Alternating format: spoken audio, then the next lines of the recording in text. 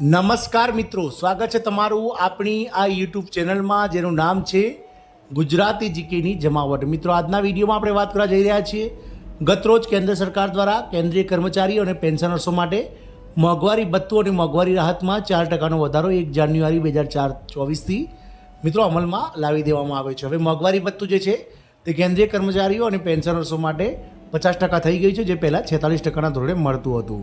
વધુ એક મિત્રો જે લાભ છે તે કેન્દ્રીય કર્મચારીઓને મળવા જઈ રહ્યો છે, કારણ કે સરકારી કર્મચારીઓ માટે સરકારે મોંઘવારી ભથ્થું વધારવાની સાથે જ ડબલ ધમાકા જે છે તે સરકારે કર્મચારીઓને આપી છે।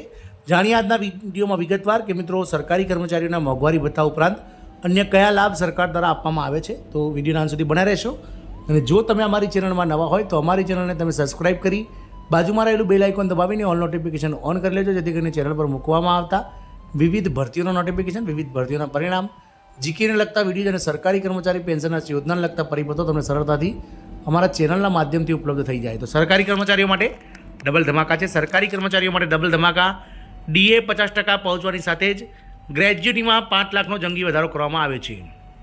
કેન્દ્ર સરકારના કર્મચારીઓ માટે ખુશીના સમાચાર છે। ડીએ એટલે કે ડીએનએસ એલાઉન્સ મોંઘવારી ભથ્થામાં વધારા બાદ સરકારે નિવૃત્તિ અને મૃત્યુ ગ્રેજ્યુટીની મર્યાદામાં પણ નોંધપાત્ર વધારો કર્યો છે।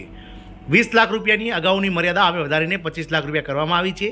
આ નવો નિયમ 1 જાન્યુઆરી 2024થી અમલમાં આવશે, એટલે કે જે ડીએ વધારો સરકારે મંજૂર કર્યો છે તે દિવસથી જ આ નવો વધારો, ગ્રેજ્યુટીનો વધારો પણ નવો વધારો મંજૂર કરવામાં આવ્યો છે, જેનાથી સરકારી કર્મચારીઓને નિવૃત્તિ સમયે અથવા પરિવારને કર્મચારીના મૃત્યુ સમયે મળતી ગ્રેજ્યુટીની રકમમાં નોંધપાત્ર વધારો થયો છે। ડીએમાં પણ થયો છે 4% વધારો।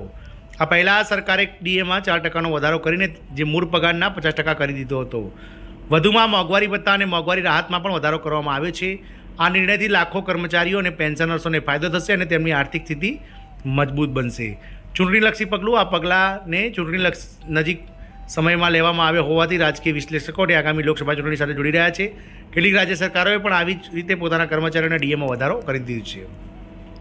ગ્રેજ્યુટીની રકમ અને ગણતરીની મહત્વ, તો ગ્રેજ્યુટીની રકમની ગણતરી કર્મચારીના છેલ્લા મળેલા મૂળ પગાર અને તેમણે નોકરીમાં વિતાવેલા વર્ષોના આધારે કરવામાં આવે છે। નિવૃત્તિ સમયે મળતી આ રકમ કર્મચારીઓ માટે આર્થિક સુરક્ષાની દ્રષ્ટિએ ખૂબ જ મહત્વપૂર્ણ છે। સરકારના આ પગલાંથી નિવૃત્ત કર્મચારીઓ અને તેમના પરિવારોને આર્થિક સુરક્ષાની વધુ સારી વ્યવસ્થા મળી રહી છે। સરકારની પ્રતિબદ્ધતા ગ્રેજ્યુટી અને ડીએમાં વધારા જેવા પગલાઓથી સરકાર કર્મચારીઓના સેવાઓને બિરદાવી રહી છે અને તેમના જીવન ધોરણને સુધારવા માટે પ્રતિબદ્ધ છે।